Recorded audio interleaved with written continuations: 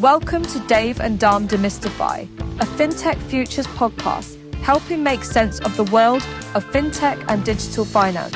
Please sit back and listen as the two Ds take a subject and discuss it to make it clearer and easier to understand. Demystify. Welcome back to the podcast. I'm sure all our listeners have listened to the previous podcast that we did when I think Dharmesh and I were sat in a basement somewhere in Dubai, and we had a lot of noise around us, but I think we were absolutely transfixed by what you were talking about. But for the one or two people who may not have listened to the original one, would you mind giving us a bit of introduction to yourself and the company that you run and what you do?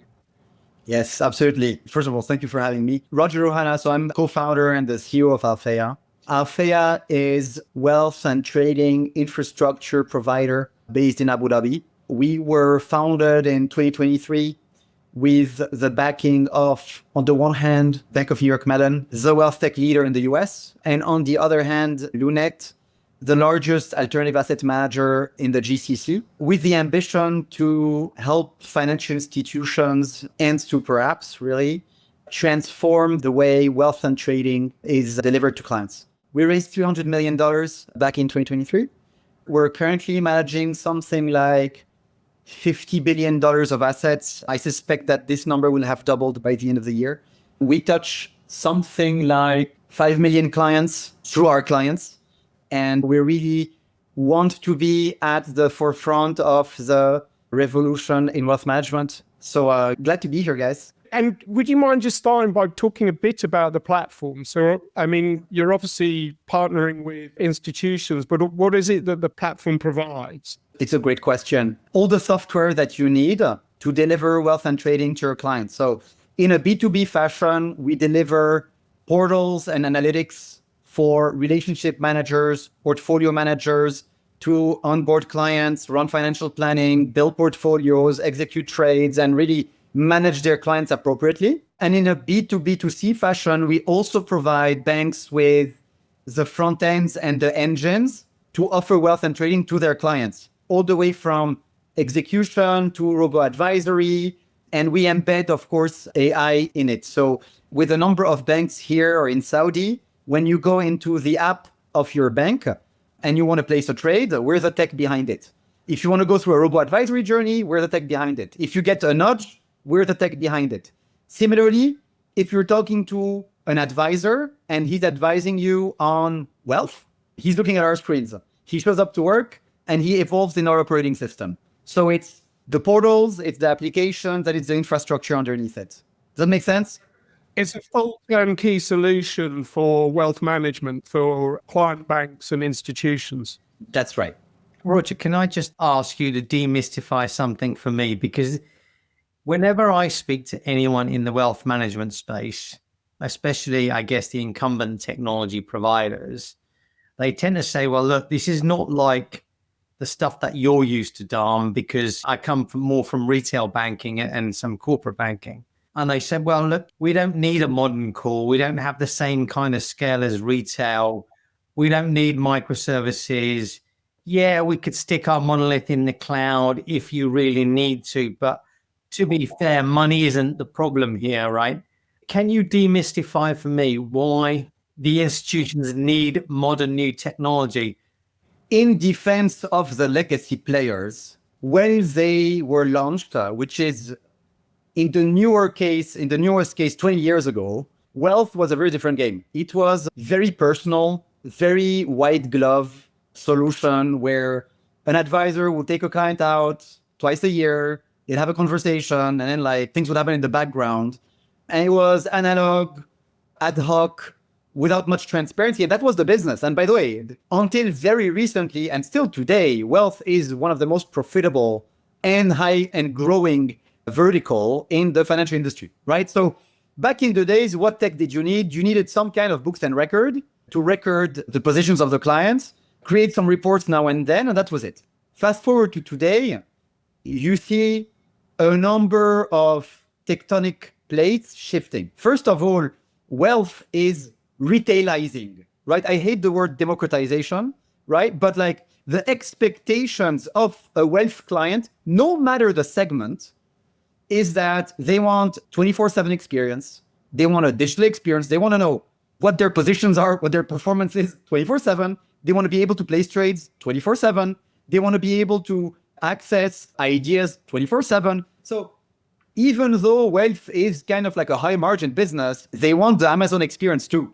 It's as a hygiene factor, right? So that's where it's fine to have a monolith in the back and all those legacy players in the back. It's fine, but they have really failed the reinvention. And by the way, it is absolutely a matter of money.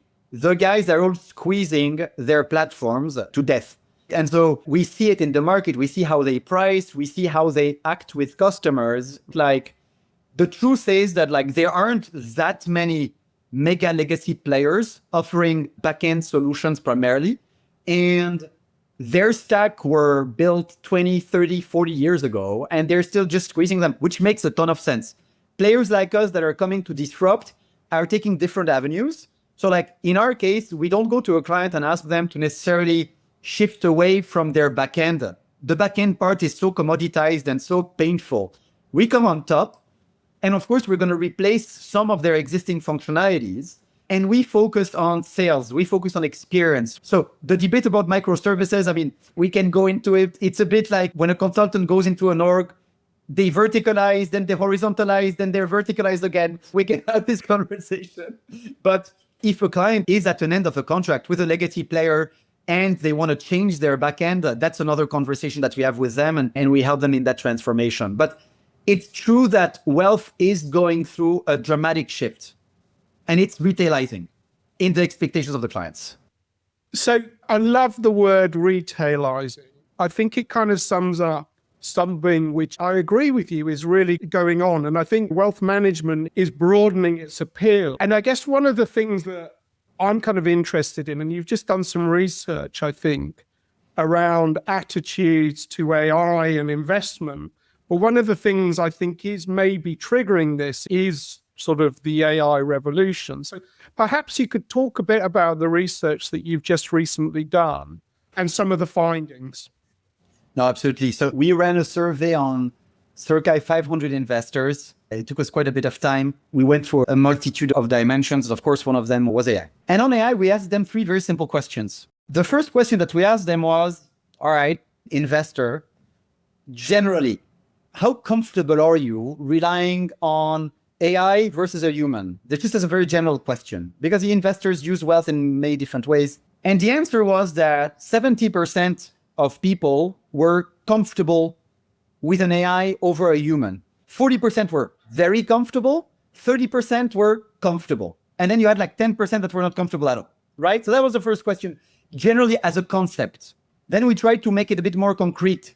So we went and then we asked people, all right, and those are investors already. It's not the general population, it's an investor population. And we define investor very broadly, as in like, if you trade stocks, you're an investor. So the second question was, how comfortable are you acting on the advice of AI, right? Kind of the same answer, meaning 70% of people were comfortable. Now the balance between very comfortable and somewhat comfortable changed a little bit. So 30% were very comfortable, 40% were somewhat comfortable, and then still 10% very uncomfortable, right? So like still you have 70% of people. And like, by the way, they do it today. They go into ChatGPT and they run like basic questions. I don't know if you've tried to do a financial plan in ChatGPT or in any of them, right? It's not bad.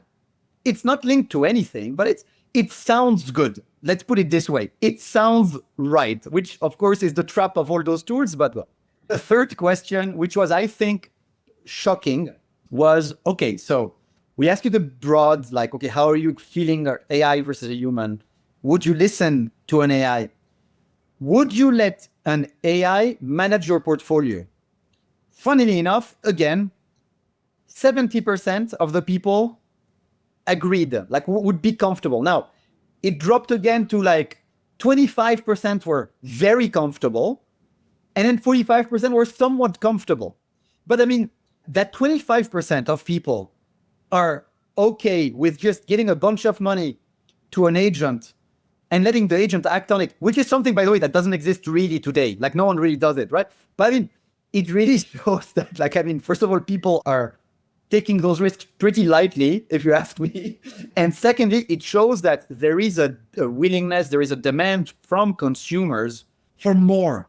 And I mean, like the way I always think about it, I mean, I don't have a lot of imagination. So I use my case as an anecdote, right? But like, I think I bank with 4 banks. And I managed to put myself in the private bank of each of those. You know, through my work, I know a lot of people. So like, I'm in the private banks of 4 institutions, and there's an American one, there's a European one, and there's 2 local ones. I speak to an RM once a year when they call me. I usually get sleazy advice where I know that they're just trying to sell me something that like gets them a high fee. I never really trust the RM. And they're very nice people, right? But like, and I never really think that the guy has any knowledge of my context, has any real edge on how markets are operating. And so I just put myself in the shoes of an affluent plus that's not in the wealth sector. So that's not even in the private bank, or of the retail person. And they don't get anything, right? The guys get no wealth management solution. So I think that there is an increasing need of people for wealth solutions for a number of macro reasons that we don't need to get into. And it's not yet economically feasible for banks and private banks to deliver world-class wealth solutions to the masses. If you're an ultra high net worth individual, you kind of find you will benefit from tech in other ways. And we can talk about that separately. But you kind of find, right? Like an RM for ultra high net worth individuals, a relationship manager, he'll cover 10 people. So, you know, he has time to cover his clients. He wakes up in the morning, he thinks about 10 people. A relationship manager, like the affluent space, he covers 300 people. So how do you want that person, like he's just human, right? How do you want that person to deliver high quality advice, planning to the masses? So sorry, I took a long detour. I mean, the survey is fascinating. I think 70%, I mean, I find that incredible. And yet, as you're talking, as a kind of case study in your own right, it makes sense, doesn't it? Because I guess that whole point of, I'm going to use the word trust, is something that within the kind of space, that's what it's all about, isn't it? And I mean, I guess I'm surprised that people trust AI, but you know, when you think about the amount of money that's gone into the tone of ChatGPT, like, I mean,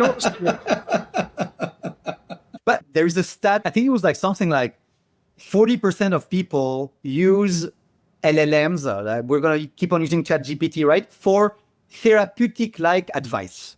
So if you trust the machine with like your inner Freudian problems, you know, the leap to trust it with like your financial advice versus an RM who only calls you to make some money and like a fee out of you, the leap is not crazy. No, yeah. I totally agree. And I mean, they are programmed to be kind and nice and... But I mean, the future, if you ask me, like, it's not even the dystopian future. I think it's just like it's a possible future, right? Of this is like, and I always go back to the example because I think it makes a lot of sense. Imagine the Vision Pros take off, like the glasses, the virtual reality takes off. You wear it, and then the bank plugs in an avatar that is completely tailored to you, right? Because the bank knows everything about you. They know everything about you. They know how you spend your money, whatever. Similarly with an RIA, right? I mean, they know where you invest. They have all the... So it would be an avatar that is created, like it might be a male, a female, whatever it is, with a voice that it knows that you will trust, with an accent that it knows that you will trust, using a tone that it... This is where it will be 10 years from now. I wonder whether we will... The PII scandal of the last years, like, you will see, like, we will have to deal with such problems, right? As in, like, the thing is way too manipulative. Yes. Right?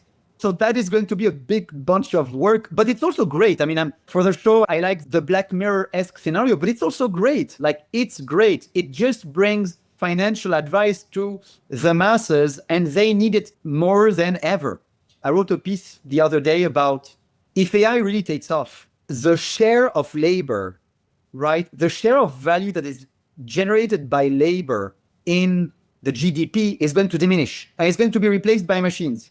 So you will need to invest to compensate for the lost revenue. I mean, of course, it's very narrow-minded. It's one view of the world, but you are going to need to make that effort to generate that amount to invest so that it complements your revenues, because the share of value that's going to be derived from AI is not going to decrease, it's going to increase. And I suspect, given the way society is organized, that those productivity gains, they're not going to go to people. They're going to go to the companies that generate those agents, right? And so the way people will benefit from it is by investing in those companies. So it's one way I think about it, right? Roger, I think there's no doubt the general public is actively using AI for all sorts of stuff. And, it's quite interesting how far it's going, because I talked to a builder that worked near me, and he literally is spending his time creating a bot that's doing Forex trading for him or advising him on Forex trading, and he's making money, right? But this is a guy that had no interest in technology, but suddenly has seen an opportunity and been able to capitalize on it with no background in technology. So on the outside, I think there's no issues with the kind of like the 70% perception. But what is it with your dealings with institutions? What is it like on the inside? Do they absolutely believe that this is what consumers want? Do they absolutely believe the technology will change, their offering to the customers, etc.? Can you tell us a bit more about your dealings with the institutions and their attitude to adopt new technology like this? It's a great question. It's a mixed bag. I would be lying to you right now if I told you that every head of private bank, for example, thinks that AI is going to replace their RMs. That's just not you don't have those silicon type maximalists in private banking. And there's a very good reason for it, because as we were kind of talking a little bit earlier on, trust. When a client deals with a bank, there is a trust. Okay, they might squeeze me here and there, but I trust that because of regulations and sometimes because of reputation, I'm not going to get screwed up. And that there is a certain level of precision that's going to come in. And of course, in the case of ultra high net worth, trust goes hand in hand with the personal relationship. So the biggest asset of banks in general and of advisors, sometimes to a certain extent, is that there is trust. That trust comes from the regulatory framework under which they operate in and from their track records. So when that is your frame of mind, and when you're running a business, you're that trust, that personal relationship is so important. Bringing in this machine that is sort of correct 80% of the time, but that is a mega black box that I have a lot of trouble controlling, that is going to disintermediate the human touch. It's not the most intuitive thing to do. And again, that's where the segmentation is so important. If you're talking retail or affluent, you are not touching your clients at all. So there's definitely more willingness to introduce some smart analytics, etc. So number one, there is okay, we operate in a regulated environment. Whatever we do needs to be square. Whatever we do needs to be trustworthy, right? So that is one of the reasons why you can't, ChatGPT, 20% of the stuff it gives you, you don't really trust it. It's not. Now, what are we seeing? The way I think about AI in wealth, you can break it down in two dimensions. There's features that are facing the consumer, and there are features that are facing the bank staff, whether it's a relationship manager, an advisor, a middle office person. And then on the second dimension, you have the type of value that the AI is going to bring. So you're going to have the synthesis. But actually, for me, that's the most basic thing. Synthesizing information and running some basic analytics and running some cool analytics.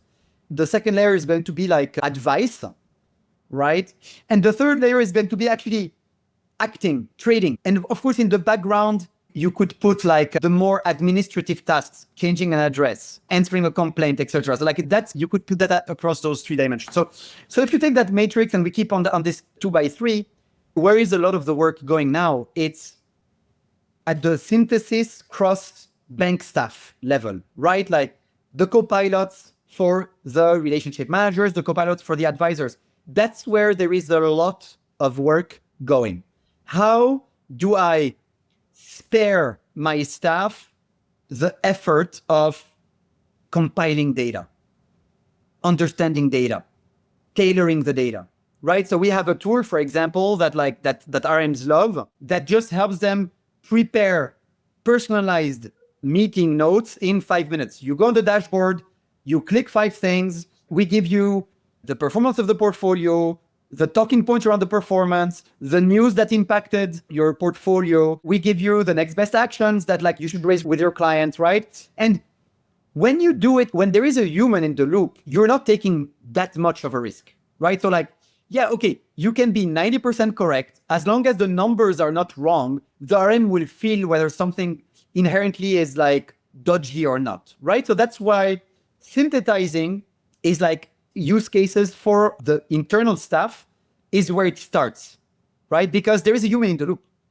What we are starting to see now and what some of our clients are going for is exposing some of those syntheses to clients directly. Now you're starting to take a risk because you're going and telling a client, well, you know what, this is how your portfolio performed over the past whatever period. And those are the drivers of the performance. And why are our clients comfortable with us? It's because we don't just rely on AI, especially for the most precise parts of the messaging. We calculate the performance classically. So our agents, and that's how we're building the platform. We have agents that use a classical platform and they're embedded in our workflows. Right? Calculating performance and reporting, you don't need AI for that, but you need to do it exceptionally well. And actually, if you ask the AI to calculate the performance, it would get it wrong. You always have those reels where someone asks ChatGPT how many R's there are in strawberry. It still gets it wrong sometimes, and you cannot afford to get it wrong when it's such crucial information. Can you be approximate when you're explaining the drivers of performance of your portfolio? Yeah, it's fine. It's fine. Because your RM is also going to be approximate. I can tell you that. So these are kind of the two areas where there's, on the matrix of 3x2, these are the two bottom areas where there's the most change. I strongly suspect, and we're working on it actively, that you're going to gradually go up the chain where ultimately you will have portfolios that are managed by agents. And the important thing is not the whole part of the stack will not be pure generative AI. There are a lot of tools already in stacks that can be used. It just brings everything to life in a much more intuitive fashion. And as the agents get more and more autonomous and they get better and better, I just think it brings something that's very special to clients. It's a very long answer, guys. Sorry. No, but I think it's really pertinent. I guess my one observation on that is kind of the speed that this stuff is happening. Dharmesh and I are long in the tooth for digital transformation in retail banking. And there were times where my observation was that you would talk to bankers about simple things like online banking, and they'd go, oh, well, that will never take off. That's the internet's just a fad was the thing that we heard. But you'd sort of look at these people as they were tapping away, Googling stuff and going, are you mad? Turns out they were mad because obviously the internet has eaten the sort of other channels. And I think with this, what my observation is that's kind of going on a bit in the wealth management space where, people can't quite conceive that we will trust technology. And yet they're there saying, well, devise me a holiday and what should I buy my wife? So there's a sort of mismatch between the two things. Online and mobile banking took a little while to arrive. This is really happening fast. The conversation we're having now compared to the one 2 years ago is different because although AI was there and was kind of happening, I think we weren't sort of talking about it being embedded and sort of the thing in the sort of process. And now here we are, just 2 short years later, kind of doing exactly that. So that move up the quadrants, I think, is going to be pretty rapid. And your research speaks to that already there's an appetite from the end consumer for this, isn't there? I think the litmus test is going to be to move up that quadrant, to move from synthesis to recommendation. You are effectively, as a wealth manager, you are allowing the AI agent to use your license, right? Your hard-earned advisory license. Because like in itself, right? Like we looked at the regulation here in the UAE and a couple of other places. There is nothing that prohibits you from using AI in itself. It's just that like, you're going to use AI, you're going to put it under your license. And if the AI goes off ramp and it starts losing its mind because of a weird prompt, it's on you, right? Because in a way, the regulator shouldn't care whether you're using AI or a human. They care about the advice that is given. So that's going to be the litmus test, which is, am I willing to put my license and the liability that comes with my license at risk? And it's up to players like us, honestly, to help clients get comfortable. I mean, on that, Roger, what are you doing given the region that you're in? Not everyone is a 45-year-old white male, right? And is a Christian. So there are very different attitudes to or products for Sharia law and the region itself. Yet the models, I don't know whether you're using the US like Anthropic and Google, etc., but the models aren't from the region as such. What are you doing differently to make sure that you kind of take into consideration your local market? Look, it's a good question. I don't think that there is such a dramatic difference in the fundamentals.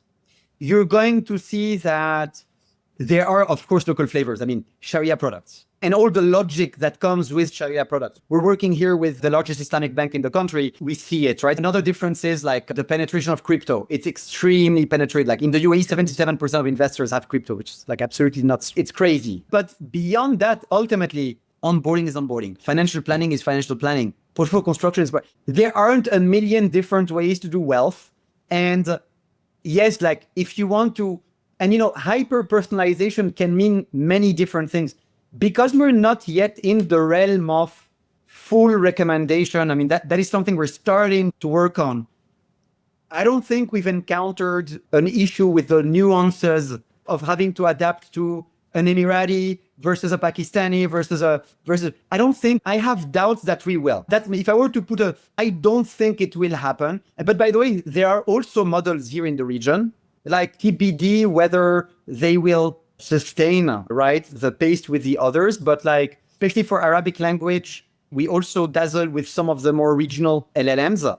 And I suspect that you are going to see, as the LLM landscape specializes more and more, you're going to see models that are more trained for specific demographics, and we'll embed those. We're model agnostic. And of course, we have 3 models that we use consistently because otherwise it's unmanageable. But I suspect that's what's going to happen.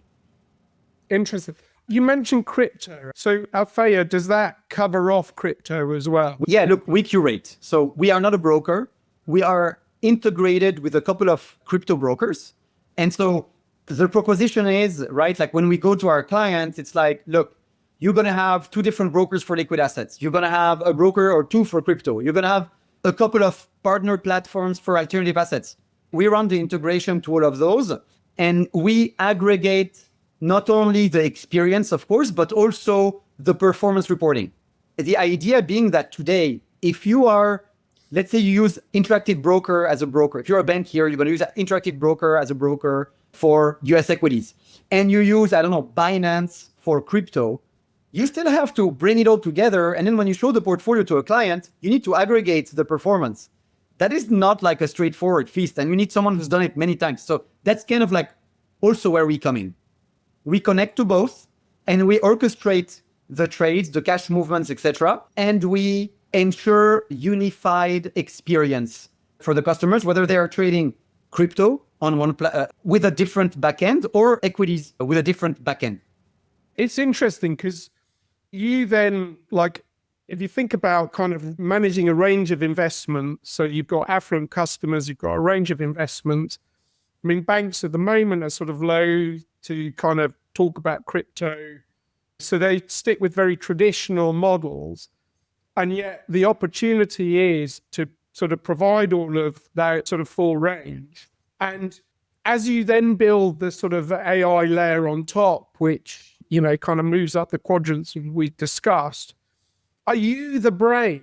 Is Alpheya the brain that provides this, or is it the bank that provides the brain? Yeah, we are the curators. So we offer the menu, and the bank decides what they want to pick from the menu. And actually, the advisor today looks at the menu. So like, I mean, if you have an advisory relationship with your advisor, or like a discretionary relationship with your advisor, we nudge the advisor, we recommend actions to the advisor, but ultimately it's still the advisor that decides. When you're going to move to the quadrants above, then it will be the AI that looks at the product set. And by the way, that is one of the limitations of the LLMs. Today, you go into ChatGPT, you ask ChatGPT for a portfolio that works for you. It's going to actually give you a set of products, and it's going to be pretty specific, right? It's going to tell you, okay, BlackRock Fund X and like Vanguard Fund X. You cannot act on it. ChatGPT is not connected to anyone. They don't have a license. If you were to run that same exercise within the framework of your bank or your RIA or whatever, the model would be connected to the security master of the bank. So it would know exactly what's available versus what's not available. What can you trade on versus what can't you trade on? And then, of course, players like us, we would make that journey end to end, meaning, all right, I'm chatting with my bot or with my avatar, and it's going to offer me a couple of choices. Let's say I click on one of them, right? Like Fund X. I'm going to give the investment highlights on that fund, right? What are the things I need to know as an advisor in a synthesized manner that's catered to the level of sophistication of the consumer? And then I'm going to allow the user to press buy and buy the product. That's when people talk about the winners being the ones that can integrate LLMs within workflows. That's what I think about. It's having the logic, but also having the hardcore workflows that make the whole thing actionable. And that's where I think like banks are lucky, or wealth managers are lucky that they have a license. Because now I could conceive a world where ChatGPT is going to partner with like Robinhood, right? And like, and I don't know what, now that might happen too, but I really think that you're going to start seeing real value from integrated players that have a license, that have the workflows, and that integrate the LLM and bring those two together.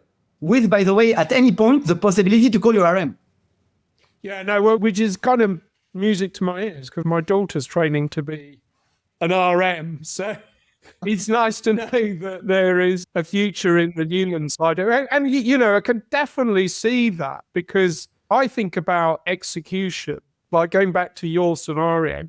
Like if I'm doing something major, I still want to know that there's a human being I can kind of turn to if it all goes wrong. Certainly. And by the way, to a certain extent, you can play the AI versus your RM. That's what I do. I mean, like, I called my RM, I wanted like a prospectus on a credit fund. He sent it to me.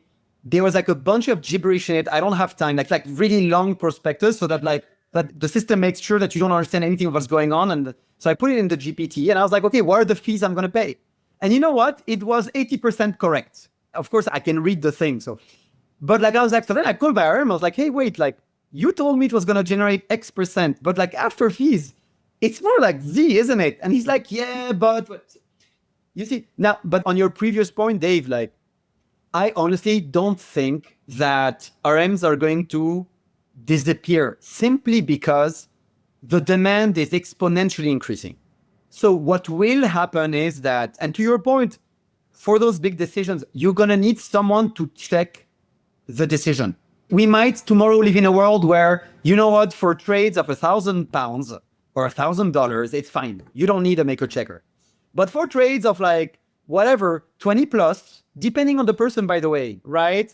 You may need, or if the trade is the sale of an asset that lost 20%, then like maybe you want the RM to check, right? So what's going to most likely happen is that like the role, like in a lot of things in society, the role of the human is going to move from being the doer to the checker.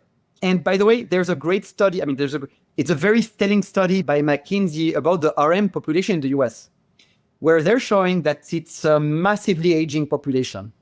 The youth does not want to go into financial planning for some reason. And there's a shortage. And here it is the same thing, at least in the Middle East.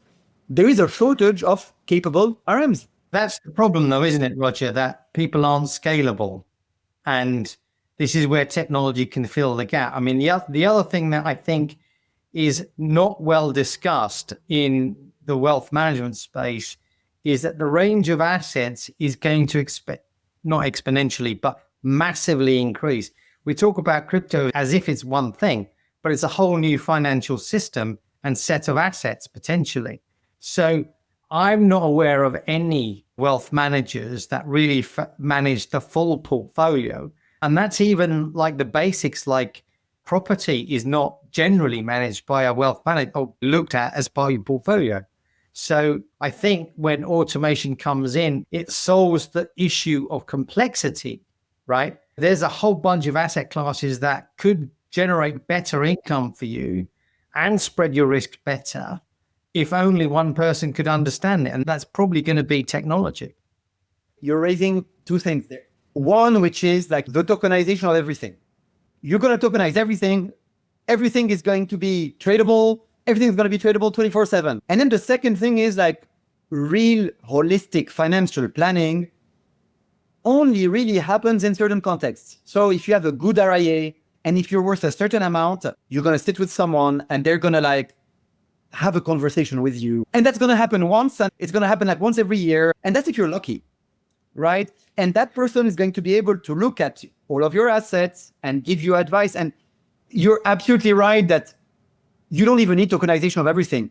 If you could just put into system your assets, your personal situation, your context, yes, the AI can run a financial plan better than anyone else. Like, honestly, it's really not that complicated because ultimately there is no certainty in the investment world. The only thing you're doing is you're applying some sort of framework.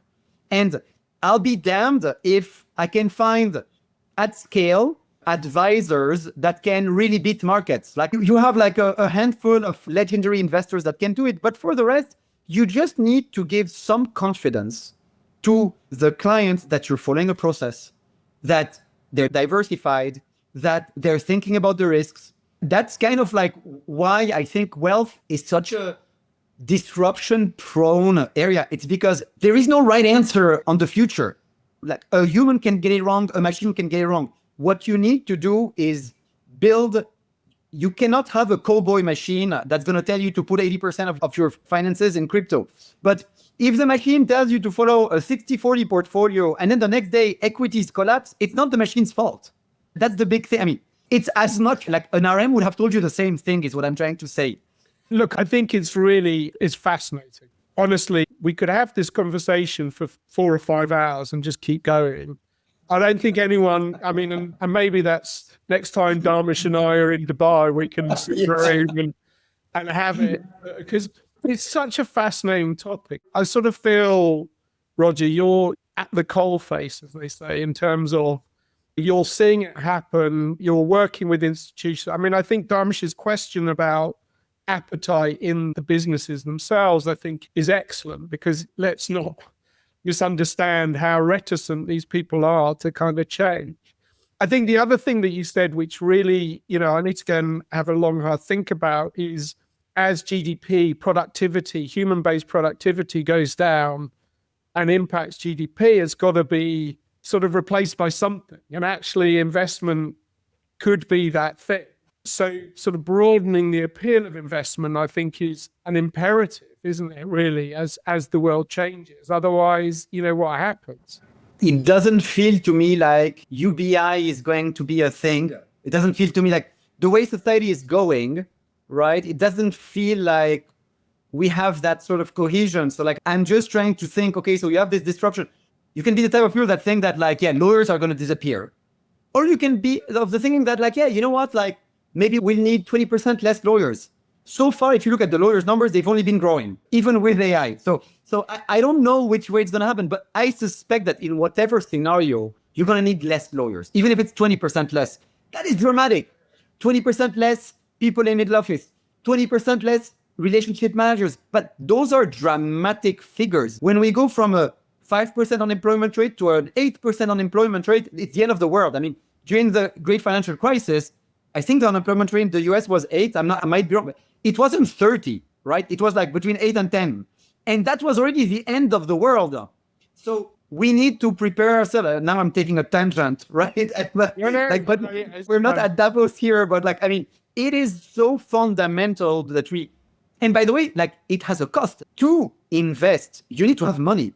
So the difference between UBI and having to invest is to invest, I need to take money from my pocket. I need to save. UBI, I just get given money.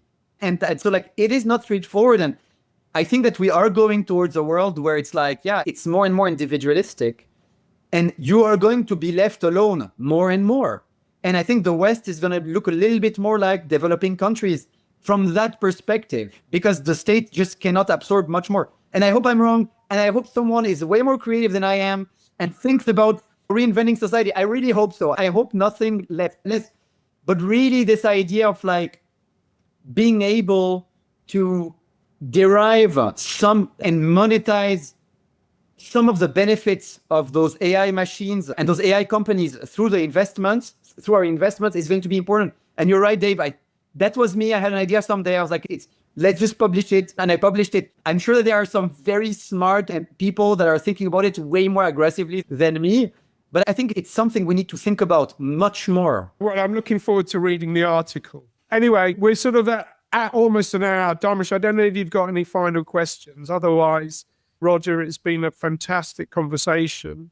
Maybe one very quick one. Dave and I kind of discussed this before, is that if everyone's got access to this Uber intelligence, then inevitably everyone becomes rich, I guess, because it's investing for us.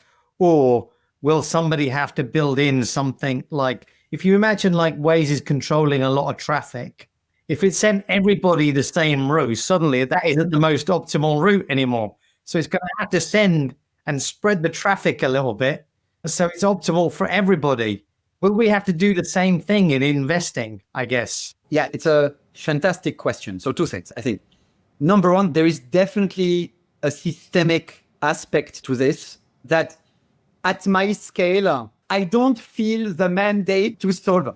On the topic of everyone's going to become rich, the goal is not for people to become rich. The goal is for people to build wealth gradually according to their means and their risk appetites. If you at some point end up with an AI advisor that's like telling you that you're going to quintuple your wealth in like a couple of years, you should get out. But you do raise a very good question, right? Are we going to see standardized and the same advice being given again and again and again and again? And I think that because the model is going to tailor itself to the individual needs of the individuals, like there will still be some idiosyncrasies. It's an excellent question, Dharm. I don't have an answer for it. To be honest, I really don't. But I do just object to everyone's going to become rich, because everyone should become financially sustainable thanks to the help of this, right? But like, look, if you're going to invest £1,000 a year, you're not going to get to like being able to pay for your retirement by yourself. But you know what? Probably better doing that than like gambling on Kalshi, right? I mean, probably. And maybe that's not why I'm not an ultra high net worth, is because that's what I believe. But like, I mean, that's, yeah. No, it's great. Really good. Well, listen, I look forward to chatting in a couple of years' time and seeing where things are. I mean, would love to. I'm not going to sort of say that we won't have avatars by then, because who knows? Eh? It'll be one of us two, Dave. We may not have the movies, but we will certainly, maybe they'll be in financial services. Yeah. No, but look, maybe in 2 years, it will be my avatar talking to your avatar and your avatar, Dharm. Like, I mean, you don't know. We don't know. Brilliant, brilliant, brilliant. Thank you so much for your time, Roger. Thank you, guys. As always, a pleasure. Thank you so much. Thank you for tuning in to Dave and Dharm Demystify. We hope you enjoyed the show.